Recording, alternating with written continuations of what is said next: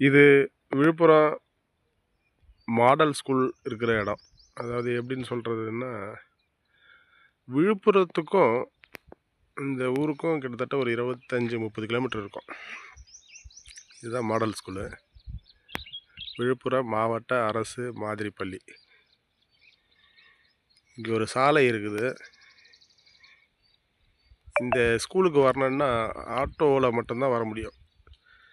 இங்கே படிக்கிற பிள்ளைகளோட பேரண்ட்டெல்லாம் ரொம்ப ஏழ்மையானவங்க, நடுத்தர குடும்பத்தை சேர்ந்தவங்க.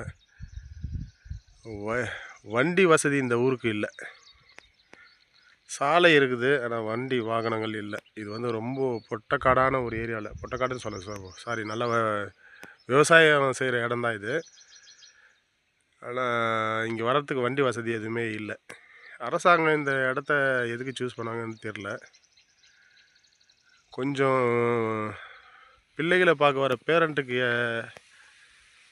நல்ல வாகன வசதி இருக்கிற இடமா பார்த்து சூஸ் பண்ணியிருக்கலாம். அரசு செய்கிற இந்த திட்டம் உண்மையிலே வரவேற்கத்தக்கது. இந்த பள்ளிக்கூடம், இதில் படிக்கிற பிள்ளைங்களோட எதிர்காலம், இதையெல்லாம் அரசு கருத்தில் கொண்டு உண்மையிலே அந்த மாணவர்களோட வாழ்க்கை தரம் உயர்த்தணும், அரசு பள்ளி மாணவர்களோட வாழ்க்கை தரம் உயர்த்தணும்னு சொல்லி அரசு செய்கிற இந்த செயல் பாராட்டத்தக்கது. அதே நேரத்தில் ஊர்லேருந்து வரவங்களுக்கு, இப்போ ரொம்ப தூரத்துலேருந்துலாம் வரவங்களாம் இருக்கிறாங்க. இப்போ நாங்கள் திருவள்ளூர் மாவட்டத்தை சேர்ந்தவங்க. எங்கள் திருவள்ளூர் மாவட்டத்தில் திருத்தணின்ற ஒரு ஊர் இருக்குது. அது வந்து ஆந்திரா கிட்ட. அங்கேருந்துலாம் வரவங்களாம் இந்த பள்ளிக்கு வரணுன்னா குறைஞ்சது ஒரு 6, 7, 8 மணி நேரம் ஆகும். இவங்க இந்த விழுப்புரம் வந்து விழுப்புரில் இருந்து ஒரு பஸ் ஏறி கெடார்னு ஒரு ஊர் இருக்குது, அதுக்கு வரணும். அந்த ஊரில் இறங்கி பஸ் வசதியோ எந்த வாகன வசதியோ இல்லை. இந்த ஒரு 4 கிலோமீட்டருக்கு, இந்த இடத்துக்கு வர்றதுக்கு 4 கிலோமீட்டருக்கு வாகன வசதி எதுவுமே இல்லை. ஆட்டோவில் தான் வரணும். ஆட்டோ ஓட்டும் நண்பர்கள் வந்து கொஞ்சம் மனசாட்சிப்படி செயல்படலாம். ஒரு ஆளுன்னாவே அவங்க 150 ரூபா கேட்குறாங்க.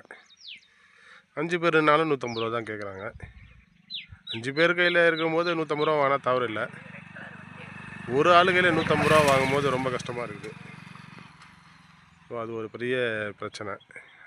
அரசு இதை கருத்தில் கொண்டு இந்த பள்ளிக்கு வர பெற்றோர்களுக்கு மட்டும் ஏதாச்சும் ஒரு வாகன வசதி, சிற்றுந்துன்னு சொல்லுவாங்க, அந்த சிற்றுந்து எதனாச்சும் ஏற்பாடு பண்ண நல்லாயிருக்கும்.